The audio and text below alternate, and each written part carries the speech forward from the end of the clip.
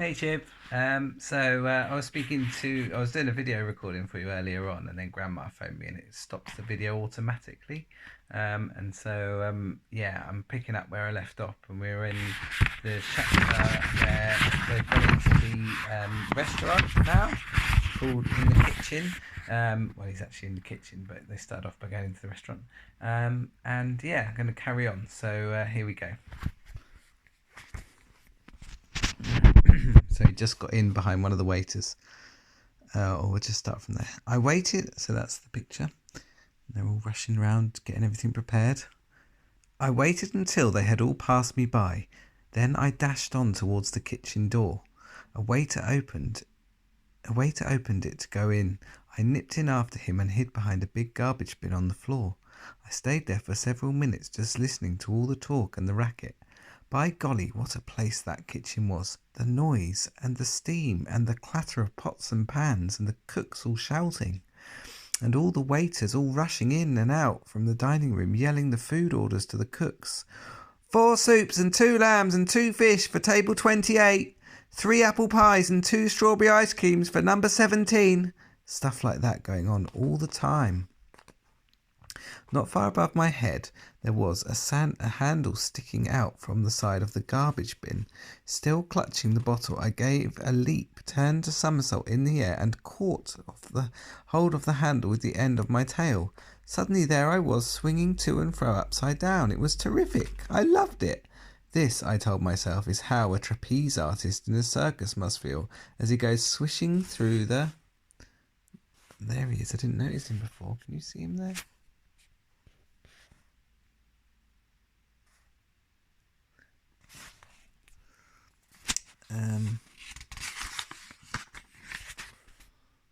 There he is.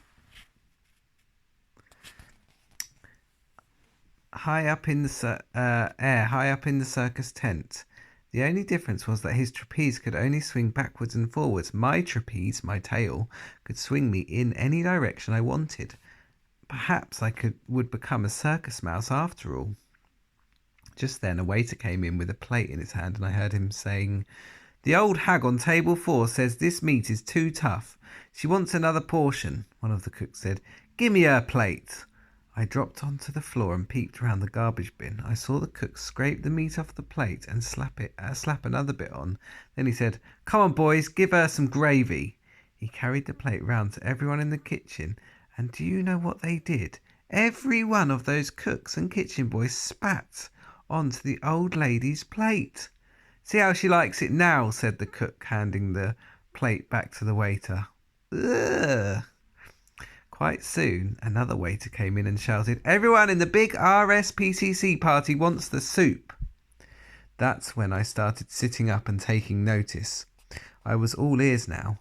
I edged a bit further round the garbage bin so that I could see everything that was going on in the kitchen.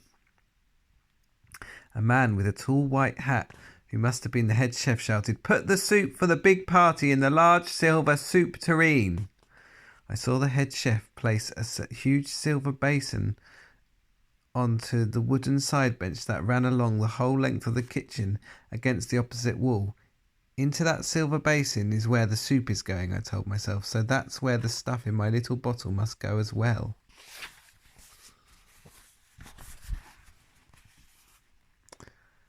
I noticed that high up near the ceiling, above the side bench, there was a long shelf crammed with saucepans and frying pans.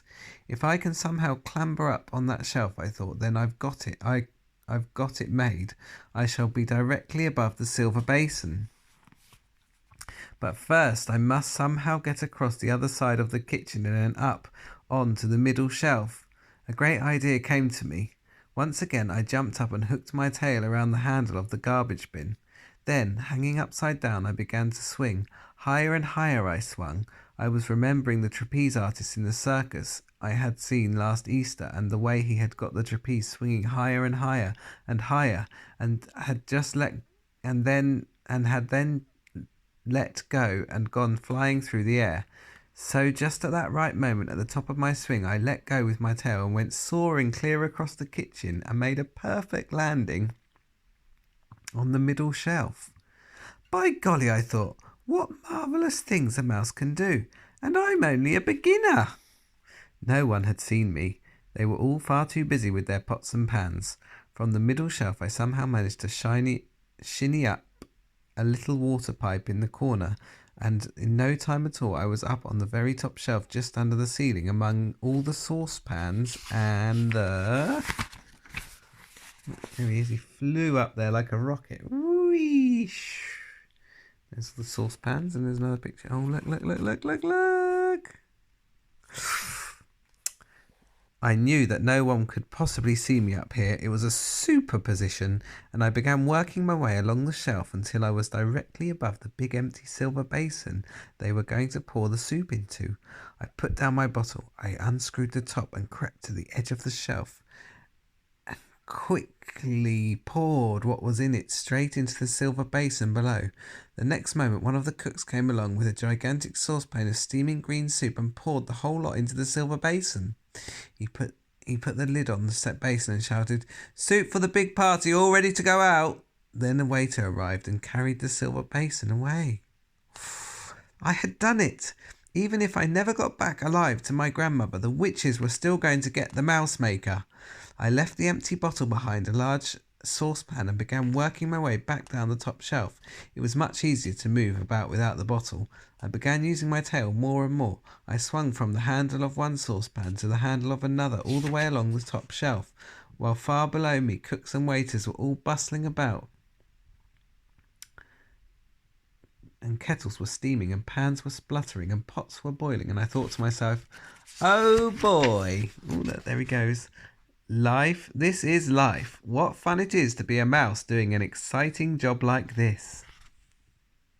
Oh dear, is that a good sign or is that a bad sign? Let's see. Where was it? I kept right on swinging. I swung most marvellously from handle to handle, and I was enjoying myself so much that I completely forgot that I was in full view of anyone in the kitchen who might happen to glance upwards. What came next happened so quickly I had no time to save myself. I heard a man's voice yelling, "A mouse! Look at that dirty little mouse!" And I caught a glimpse below me of a white-coated figure in a tall white hat, and then there was a flash of steel as the carving knife whizzed through the air, and there was a shoot of pain in the end of my tail, and suddenly I was falling head first towards the floor.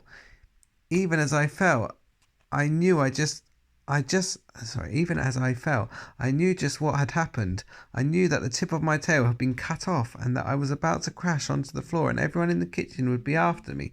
"A mouse!" they were shouting. "A mouse! A mouse! Catch it, quick!" I hit the floor and jumped up and ran for my life. All around me there were big black boots going stamp, stamp, stamp, and I dodged around them and ran and ran and ran, twisting and turning and dodging and swerving across the kitchen floor. "Get it!" they were shouting. "Kill it! Stamp on it!" The whole floor seemed to be full of black boots stamping away at me, and I dodged and swerved and twisted and turned, and then, in sheer desperation, hardly knowing what I was doing, wanting only a place to hide, I ran up the trouser leg of one of the cooks and clung to his sock. "Hey!" the cook shouted. "Jeepers creepers, he's gone up my trousers. Hold on, boys. I'll get him this time." The man's hand began slapping at the trouser leg, and now I really was going to get smashed if I didn't move quickly. There was only one way to go, and that was up. I dug my little claws into the hairy skin of the man's leg and scuttled up higher and higher, past the calf and past the knee and on to the thigh. "Holy smoke!" the man was yelling. "It's going all the way up. It's going up my leg." I heard shrieks of laughter coming from the other cooks, but I can promise you I wasn't laughing myself. I was running for my life. The man's hands were slapping all around me, and he was jumping up and down as he thought he was standing on hot bricks, and I kept climbing and I kept dodging, and very soon I reached...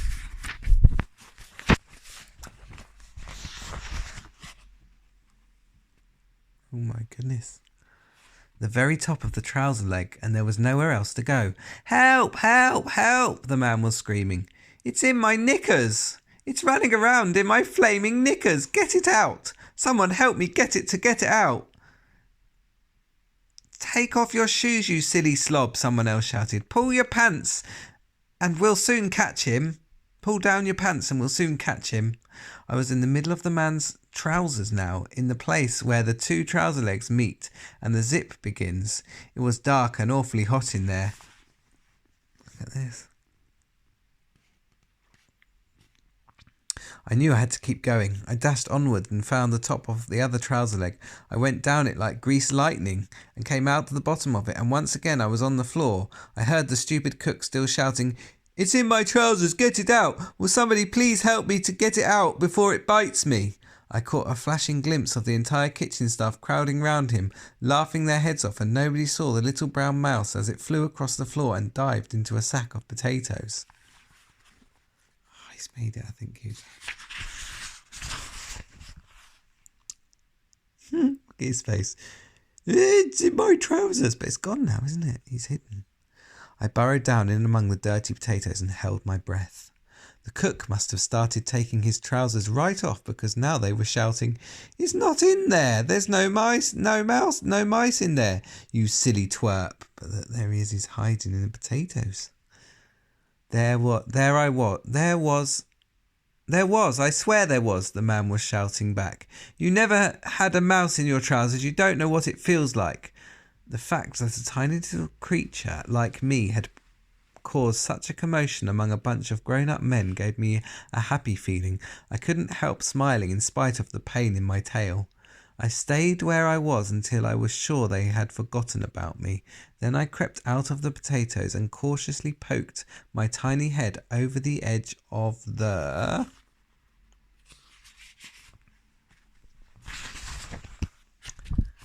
sack. Once again the kitchen was all of a bustle, with cooks and waiters rushing about everywhere. I saw the waiter who had come in earlier with the complaint about tough meat coming in again. Hey boys, he shouted. "I asked the old hag if the new bit of meat was any better, and she said it was perfectly delicious. She said it was really tasty." I had to get out of the kitchen and back to my grandmother. That was the bit of Hugo, that was the tasty meat, which was full of spit. Ugh. I had to get out of the kitchen and back to my grandmother.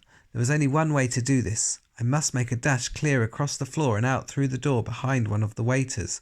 I stayed quite still, watching for my chance. My tail was hurting terribly. I curled it round as to have a look at it. About 2 inches of it were missing, and it was bleeding quite a lot.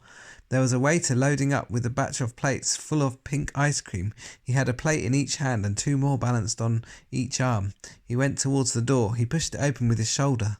I leapt out of the sack of potatoes and went across the floor and into the dining room like a streak of light, and I didn't stop running until I was underneath my grandmother's table.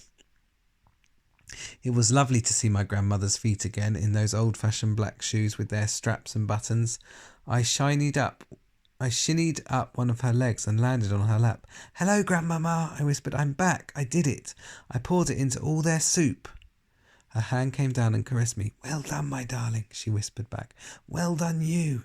They are at this very moment eating that soup." Suddenly she withdrew her hand. "You're bleeding," she whispered. "My darling, what's happened to you?" "One of the cooks cut off my tail with a carving knife," I whispered back. "It hurts like billy-o."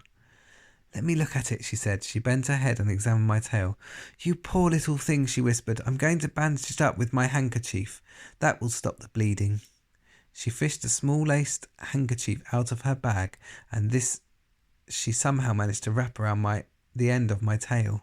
"You'll be all right now," she said. "Just try to forget about it. Did you really manage to pour the whole bottle into that soup?" "Every drop," I said. "Do you think you could put me where I can watch them?" "Yes," she answered. My handbag is on your own empty chair beside me. I'm going to pop you in there now, and you can peep out as long as you be careful not to be seen. Bruno is in there as well, but take no notice